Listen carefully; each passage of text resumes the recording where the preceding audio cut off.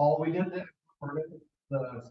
decided to go into civilian role with Longview Police, had some preschool kids at home, so there was a nice 2 weeks where we were fully staffed, but we're looking to hire one deputy. We have 65 full-time employees, and just to be down one was pretty amazing, actually, and we're happy to be there.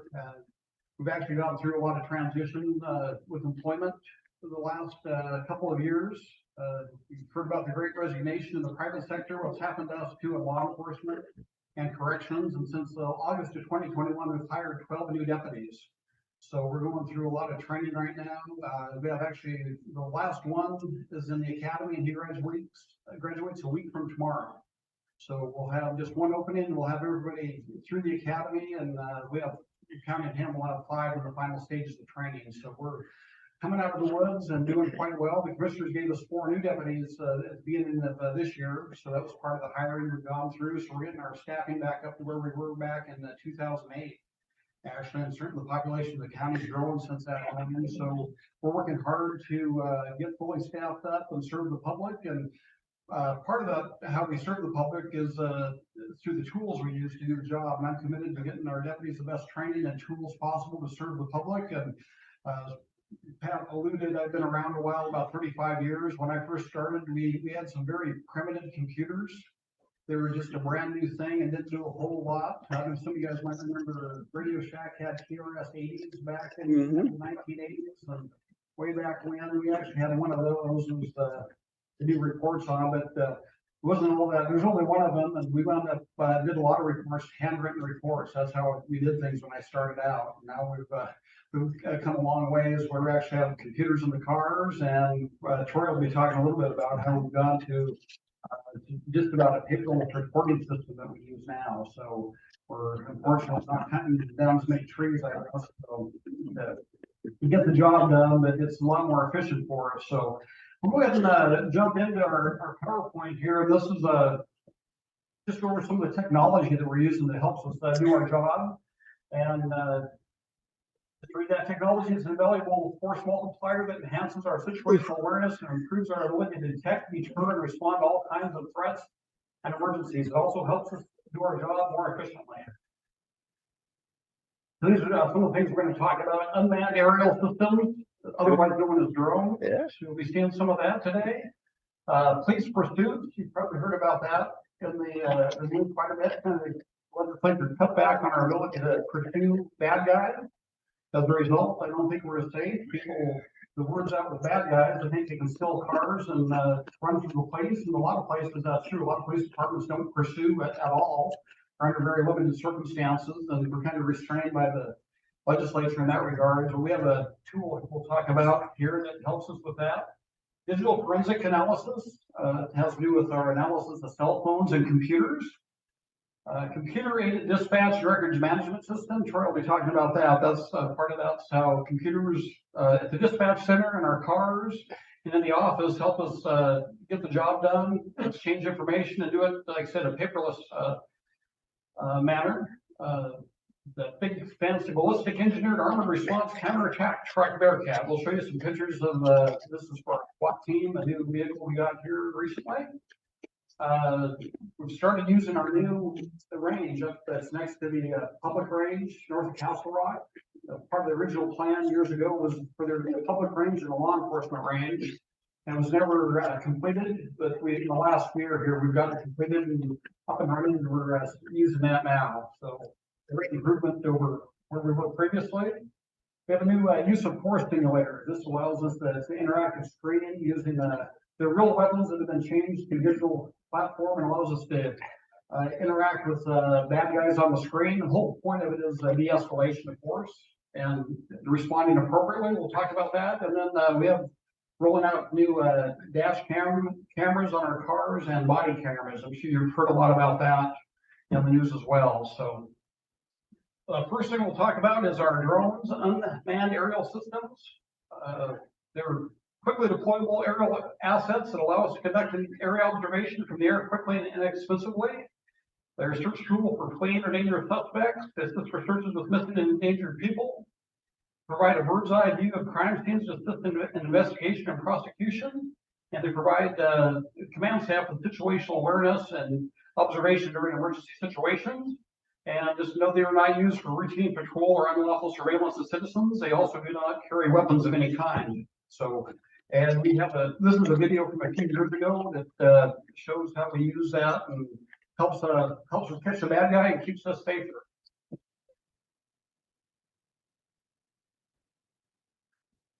This one's not my fault. It's his computer.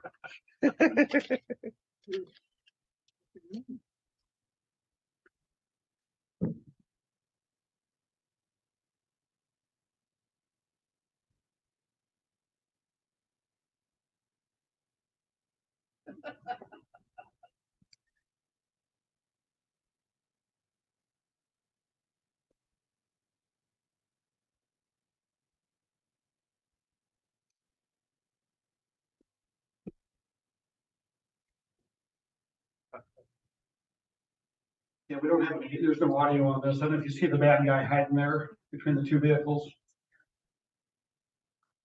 Yeah,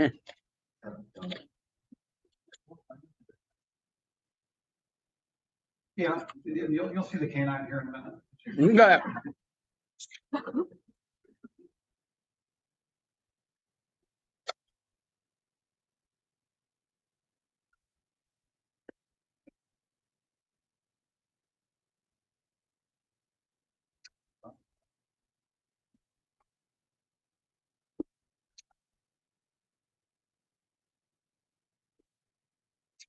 Are you the drone guy?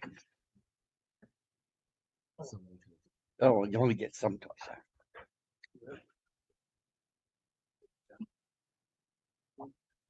Ever since the Iraq War, it was just amazing. The drones could see.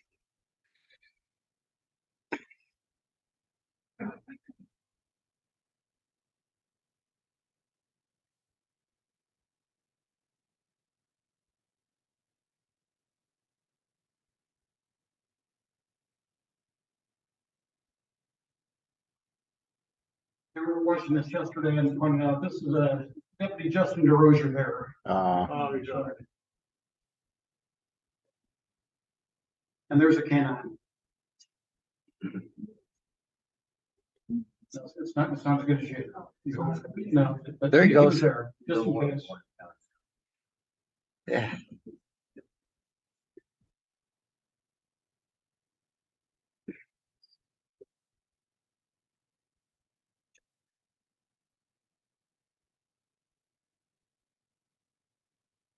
I take it you don't know whether he has a gun or not at this point. No. Yeah.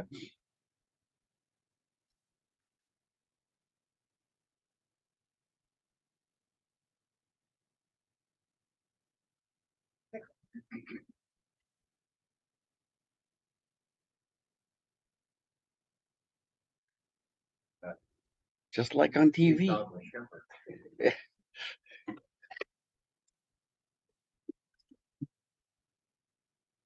He's right.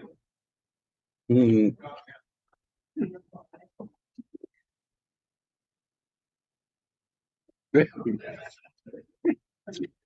He wants to take a bite out of crime, doesn't he? That's an example of how the drone works. That was kind of ideal circumstances during daylight hours. Just imagine a dark, rainy night like that. Without drones, we'd have to go in there with the dog. It'd be more dangerous for us. At least that gives us heads up. There's some advantage on that. Right now, we have, I believe, 6 drones deployed. Some operators have smaller ones in their car. We have a bigger one at the office that actually has an infrared system on it. So at night, you can put it up and it'll show a heat imprint where the person is. And it's become a real great tool for us to apprehend people. In this case, the person was cooperative and we were able to see him, know where he's at, and bring him out. We did have the dog in case he decided to run or get squirrely with us, but much to Pat's disappointment, he didn't get to do that. Still a useful tool for us, but one reason I never want to be a canine officer because they're out at the point, obviously chasing dangerous people, sometimes armed people, and they're out there holding the end of the leash, usually the dog, and putting themselves in danger. But this helps us to keep our people safer and not have to rely totally on the dog when they are a useful tool. Hey, Brad, how far away is the operator of the drone? they can, how far can they put them out? Probably at least a mile or so, or, yeah, they, in this case, they're right there on the scene, but they can be, we can send them out quite a long ways. We don't have it here, but we had a homicide suspect. We were chasing up an Ostrander here a couple of years ago, and the operator actually followed that person through the woods along a logging road, and for quite a distance. So it's probably at least a mile. I think he got away on a logging road, but was able to direct our deputies to where he was at and get him. So yeah, they have quite a long range capability for us. Next up, and Troy, you want to maybe pass these around? This is a new tool we just are in the process of deploying for pursuits. Just read some of this. Ever-changing restrictions on pursuits hinder our ability to bring many criminals to justice. In an attempt to adapt to these changes, we're investing in technologies to minimize high-risk pursuits and maximize capture of criminal suspects. One such technology is Star Chase, which deploys a GPS tag on a fleeing vehicle, allowing law enforcement to remotely track the vehicle without having to conduct a high-speed chase. Employing this technology will help to resolve situations where, due to the circumstances, law enforcement is unable to conduct a vehicle pursuit. So yeah, Troy has a couple of these. One's been a training one that's been shot, and the other one is the one there the ladies have. It's the one that has not been expended yet. But what it does is we'll show the video here. Shows what these do and how they work. Ready? Star Chase, huh?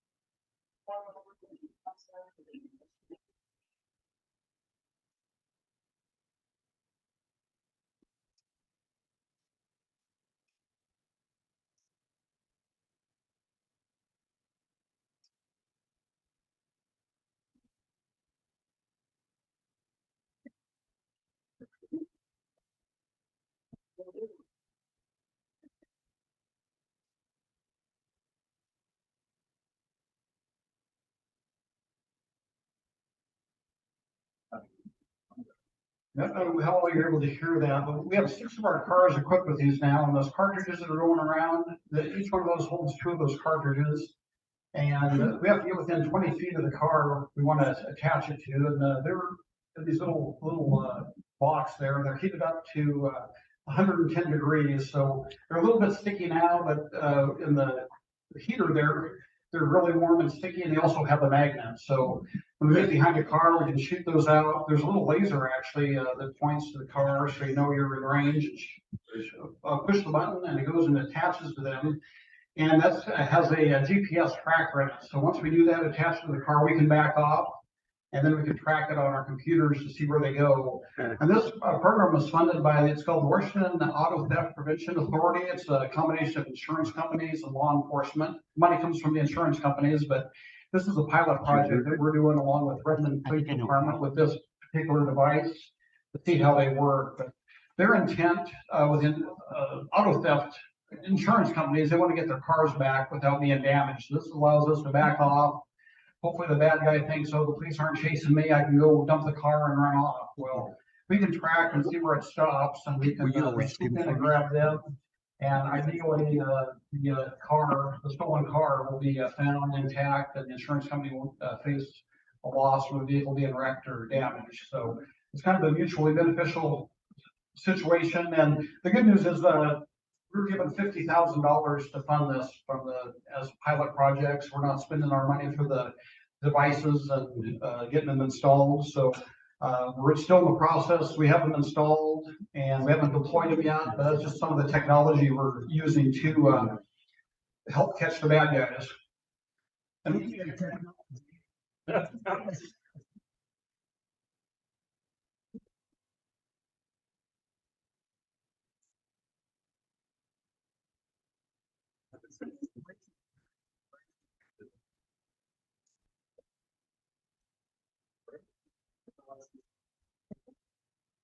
trying to remember what was next. I had a question. Does the speed of the vehicle you're driving and pursuing, does that affect how close you have to get? So 50 miles an hour, 20 feet, no, it's just as fast, same distance at speed, okay. Yeah, you're matching their speed, whatever their speed is, as long as you're within 20 feet, it's gonna reach out and get attached. And is it spring loaded or is it? No, there's a charge in it that Okay, propels it, and it has like the dual stickiness and magnet both. Hopefully it attaches. thank you. It is, yeah, it's neat technology. So we have that, it's funded for a year. We'll see how it works, and hopefully they'll keep funding that for us. We'll have some success in doing that, so.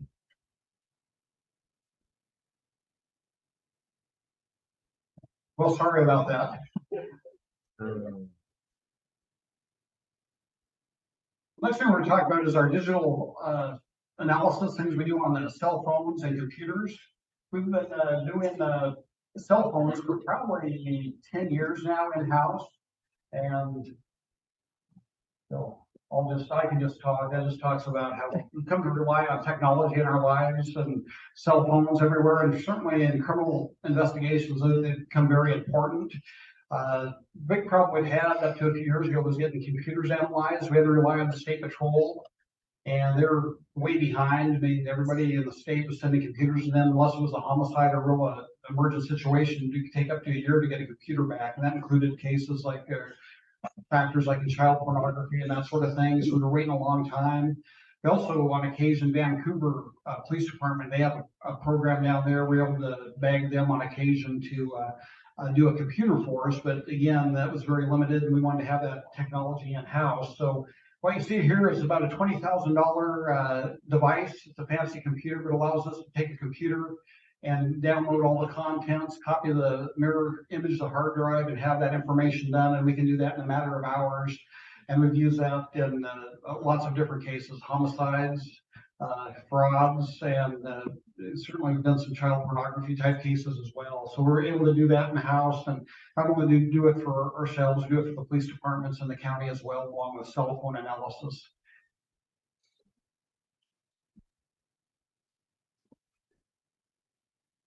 Then I'll turn the mic over to Troy there. This is kind of next couple things are his things he is responsible for and makes happen.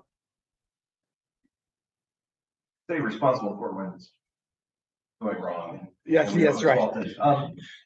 So over the last couple of years, we've made some improvements to our records management system. You might have read recently, the 911 center went to a new computer assisted dispatch system. And that is all integrated now. So before we had two systems that were air gapped and couldn't share information. So now with that change as of June, we're able to get all of the information from dispatch into our record management system, into our police reports. That eliminates a lot of duplication of effort that we were doing before. We also purchased some new modules for this system so we could do that paperless system that Brad was talking about with our reports. To use digital workflow and case management processes. Previously, deputies were typing reports, printing them out, sometimes hand filling out forms, using a couple different programs to create a report. And now they are able to take that call and use their laptop, which is the same computer they'll use in the office. It docks in the car as well. They can type their report. They can submit it to their supervisor. Their supervisor can review it. It can be sent to records and the prosecutor's office, all within this system. In a process that used to take a printed report days to go from one office to the next, we can now get that done in about an hour. So that's been a big improvement for us. The other nice thing is we have some good folks working in our IT department that were able to set us up with a VPN, virtual private network, so we can securely do this work from anywhere. So deputies can do it all from their vehicles. They could do it from fire station, coffee shop, anywhere. So at the end of their shift, they actually, if they're closer to home, since we start from our driveways, they can take their laptop inside, finish their report on their computer, submit it, and be done with their shift. They don't have to drive back to the home to turn in paperwork.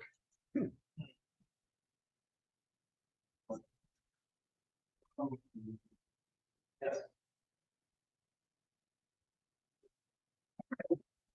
So, the other big purchase for our SWAT team is our new armored personnel carrier, basically. It's called the Bearcat.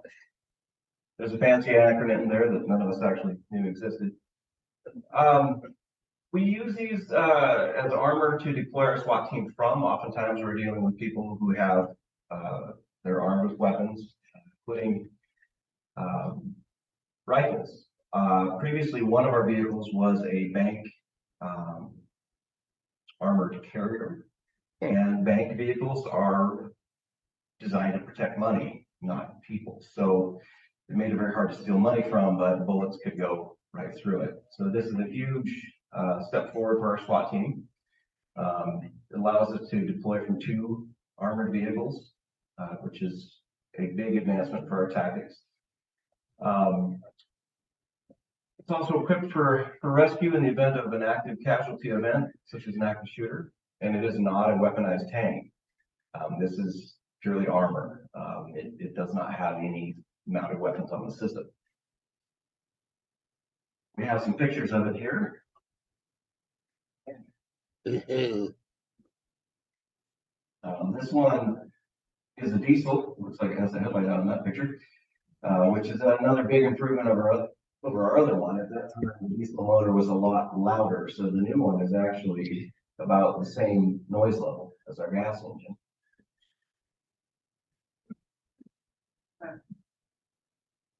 Just to reference the Bearcat we saw there, that's our newest one. We got one in 2012 with Homeland Security funding. And have had that, like Troy said, the other secondary vehicle we had was this armored car from a bank that didn't provide the protection to our SWAT team that we needed, and also had a tendency to get stuck because it's very heavy. And when they deploy, they try to cover surround the building, and we need 2 vehicles to do that, to cover, each one covers about 180 degrees. So we were able to get the second vehicle for our SWAT team. And like I said, the first one is paid for out of Homeland Security funds. This time around, this one, I think the price tag was about $263,000 for that.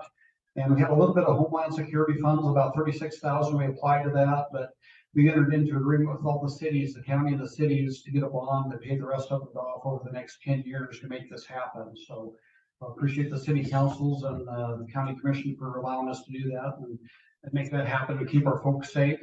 And if you want to, that on that thumb drive, there is that video of the new one in action. This we had a house up, but Tootle School District had a house they were getting rid of, and they're going to tear down. So before the fire guys went in and burned it down, our SWAT team got to go up there and play with our with the various things they do.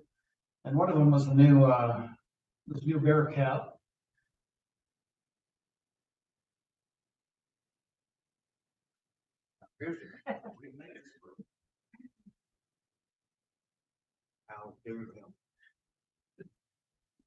It's his computer, so I'm just sitting over here. Thank you. Oh, I see what you mean. Our older one had a fixed bayonet on it, essentially this random front. This is a hydraulic one, and this is our first time out with this, playing with this. They're not real good yet, but they can move that up and down to kind of open a locked door if need be.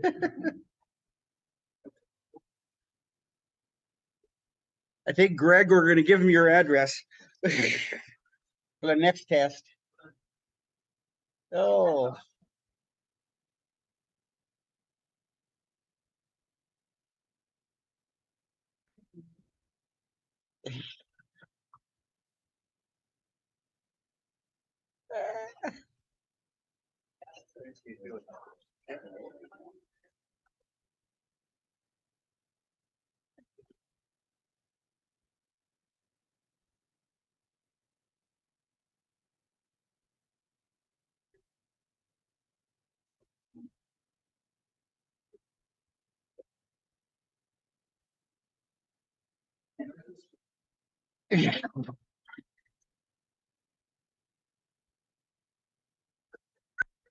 An example of one of the tools that we can do with that, but the SWAT teams behind heavy plated armor in there and You get to drive that one, Troy?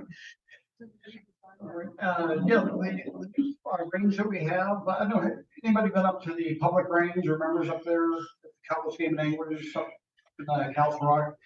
That's been open, I think, since 2008. That's what I was thinking. Okay, all along they planned to have a law enforcement range beside it, and actually put in the berms and it was sitting there, but we didn't there wasn't funding to make it happen, and there's a special use permit, so we had to go back and get a special use permit to get back in there and make it happen. And we've for my entire career for 35 years, we had an agreement first with Longview Fiber and then Warehouser on some land out at the end of Allen Street, which was a good facility. It worked for us, but we had issues out there with roads sliding, and when there's a forest fire season, we couldn't get out there. So it wasn't always a reliable spot to go, and there was no power out there. This new facility, which we'll show you here, we have actually some nice drone footage of it and show what we have out there. And we're in the process of, we're using it now, and we have some further improvements that we're planning to do. And off to the right's the public range. We're going to be off to the left here.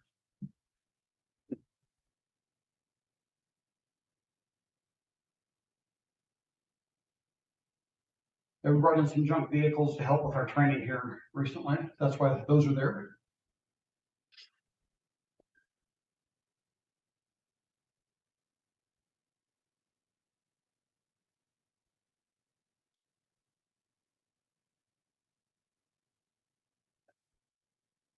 Probably wondering why there's an unfinished deck there. I'll talk about that in a minute.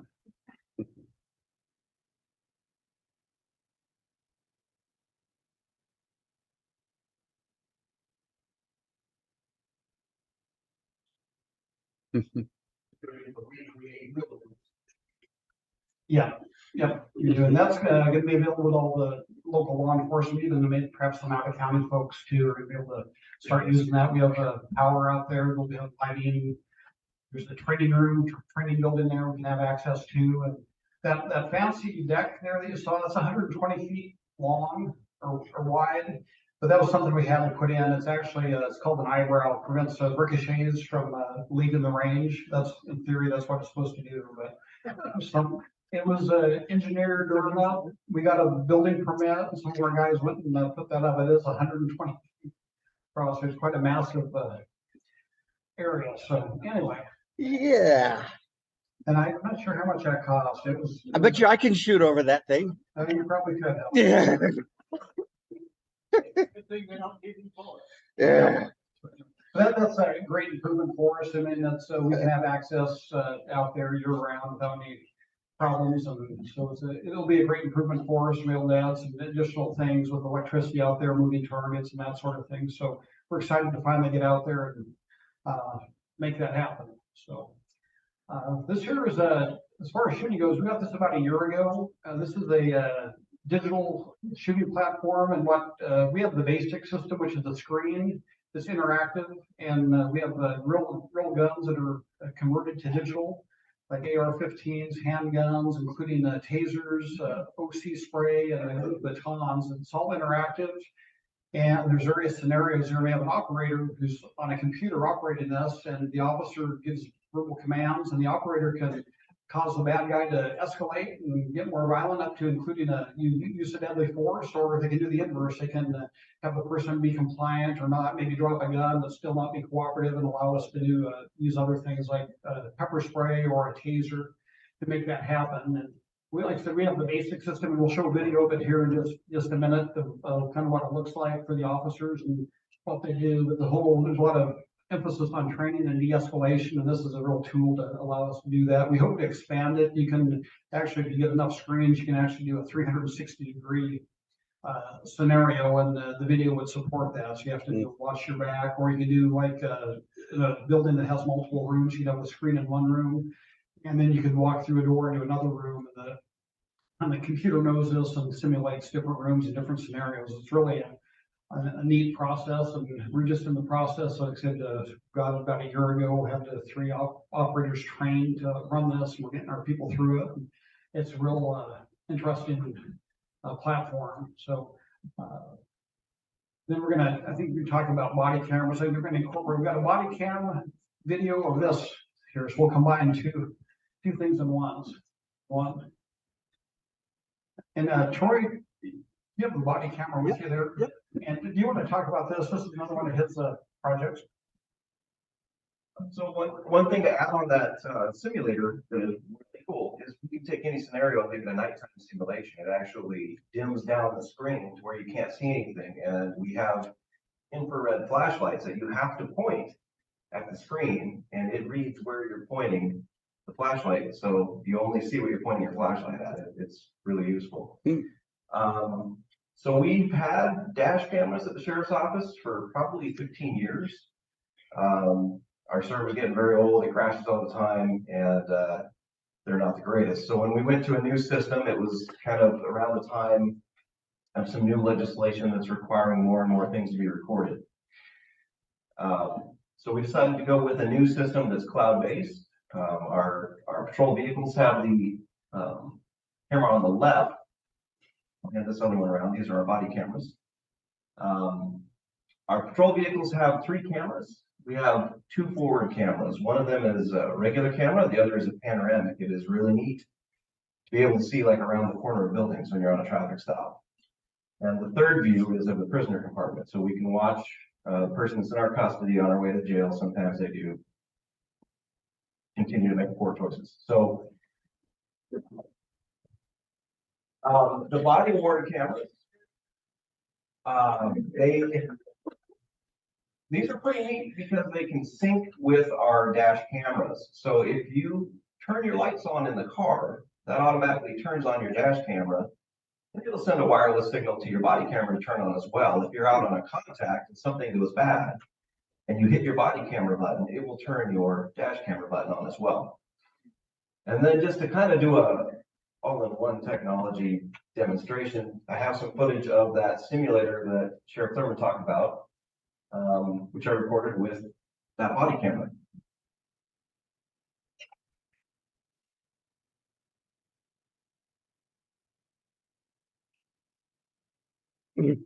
So this is a scenario where the deputies walk up, they find a subject who's down on the ground, there's blood, and this person is holding a knife. Prior to this, they've given several commands for him to drop the knife. And the deputy on the left utilizes a taser that's made for this system. And it actually shows where the 2 darts would go, because you actually have to hit your target. So he's using a less lethal taser, and it shows, you can't really see it here, but it actually shows where those darts would hit on this person that showed that it was a positive contact.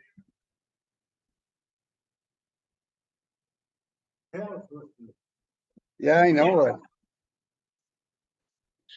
Yeah, but they have, I think there's about 750 different scenarios like that. Like you said, each scenario, the scenario could have gone differently, where it could actually have been shooting. And these are very graphic, very lifelike, realistic scenes and all. And we'll mention on the body cameras and dash cameras that we get, the legislature didn't do us any favors in 2021, but one thing they did do is they gave us some money for legislative impacts.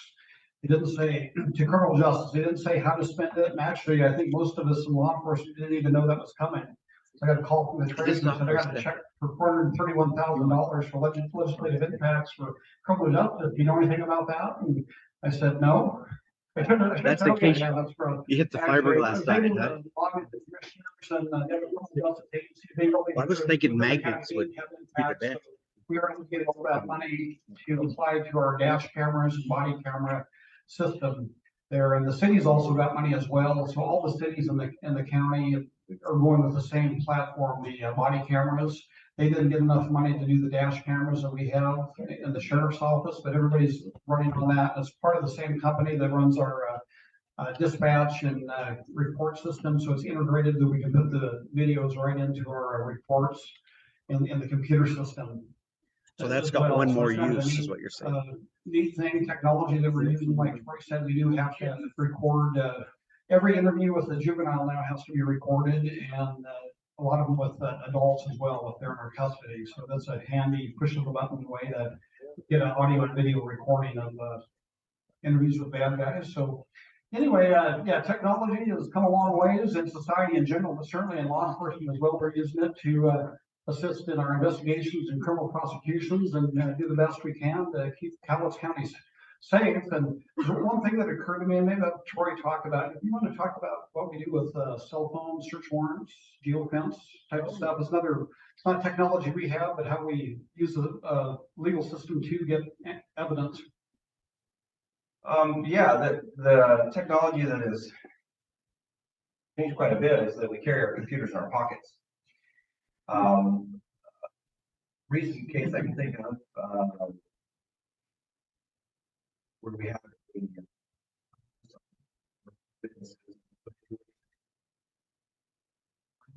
called geofence warrants.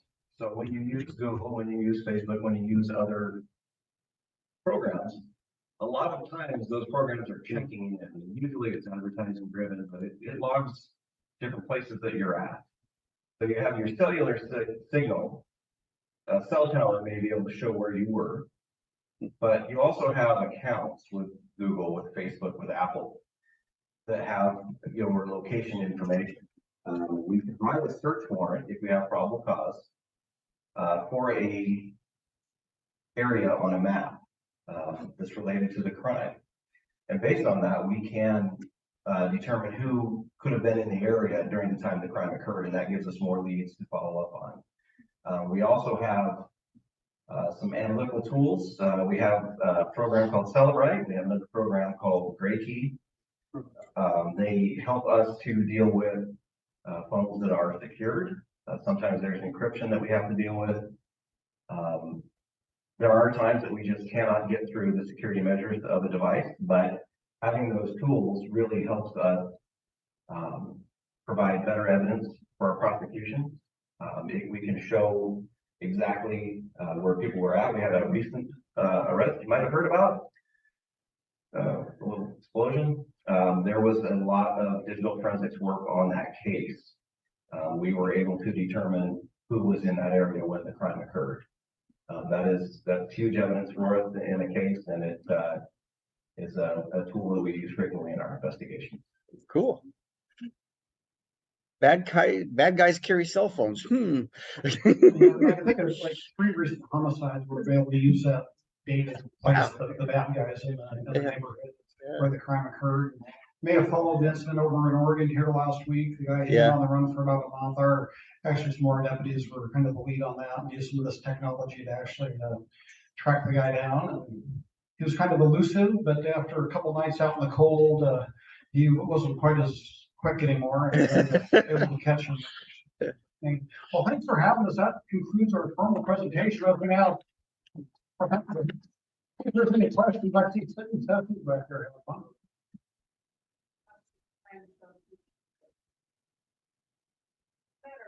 Oh, yeah. Yeah, and we use that quite often. There's sometimes under exigent circumstances or emergencies, our dispatch center can do that for us. We don't have to go through the formal search warrant process. We have a judge, we can do it, get it up and running pretty quick, and we use that from time to time. Yeah, if there's somebody that's suicidal person, we'll do that, ping their phone, and that's success in tracking people down. If it's not an emergency, then we go through a search warrant process to get that. But that information is available. Yes. Excuse me. You ran for an office, right? In one? Yeah. That's correct. Well,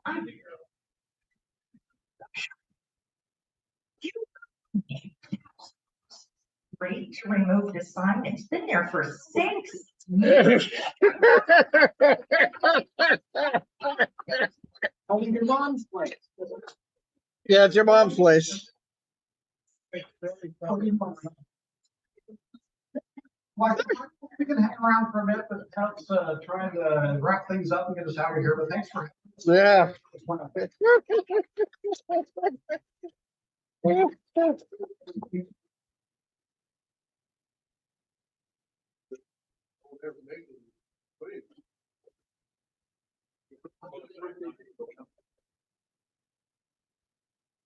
Right. Carrie Ann and Katie have an announcement.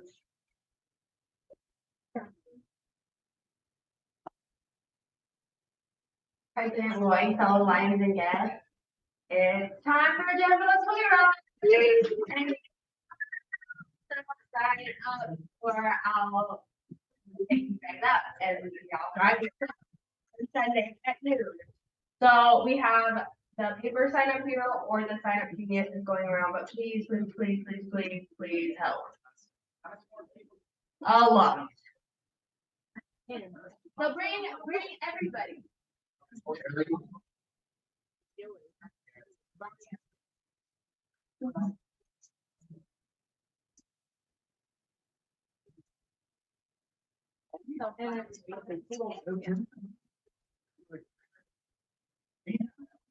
I am Lloyd, fellow Lions and guests. Yeah, I'd like to have an awards committee meeting over here after this meeting. Yeah. I'll do them. Great. President Lloyd, go ahead and guess. Walking on big food drive. I have, if you're not on the internet, I've got a sign up sheet here. If you're on the internet, please sign up. We need lots and lots of help for that.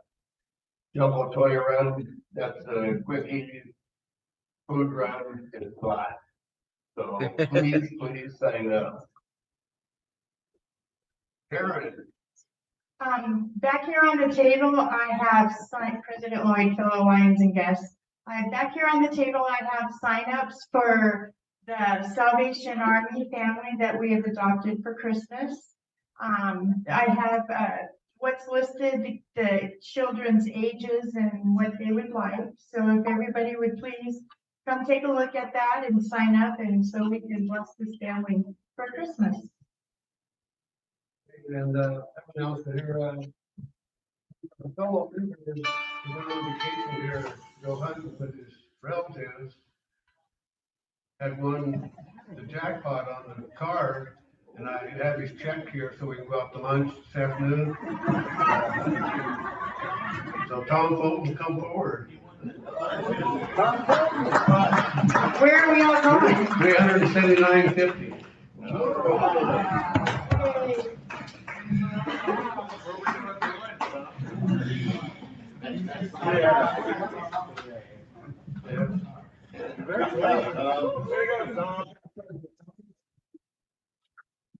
Anybody else have any important announcements? Oh, yeah. Darlene. Tickets. Oh, yeah, tickets. Darlene, go ahead, Darlene. Okay, President Lloyd, fellow Lions and guests, but just to let you know, there probably will not be any desserts next week because Shane and I are out of town. What? So if somebody else wants to do it for one of the causes, they can. Yeah, so we're out of town, so, but today's winners are Cal Palmer and Isla Easter. Okay, second. 798 148. Okay.